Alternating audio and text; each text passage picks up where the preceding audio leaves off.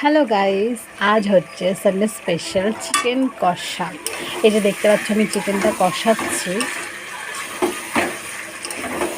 এরপর কষানো হয়ে গেলে আর কি চিকেনের আর কী রেসিপি শেয়ার করবো, তোমরা তো জানো চিকেনের ঝোল করছি, এখন কষাচ্ছি তাই বললাম চিকেন কষা।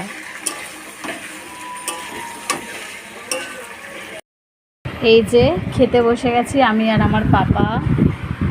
এই যে পেঁপে ভাজা, আর এই যে আমার চিকেন কষা। কষা কষা করেই করেছি, ঝোল করিনি। আর ভাত, আর তেমন কিছু করিনি। আমার 14 রকমের তরকারি দিয়ে খেতে ভালো লাগে না, এই জন্য রাগ হয়েছে, গোসা হয়েছে, গোসা। এখন বাজে 5টা 51, আর আমি এটা কি বলো তো, সাবু মাখা। এখন আমি এটা খাবো। তোমরা হয়তো ভাববে আমি পুজো টুজো কিছু করেছি, এসব কিচ্ছু নয়। আমার দেখলেই তো দুপুরবেলা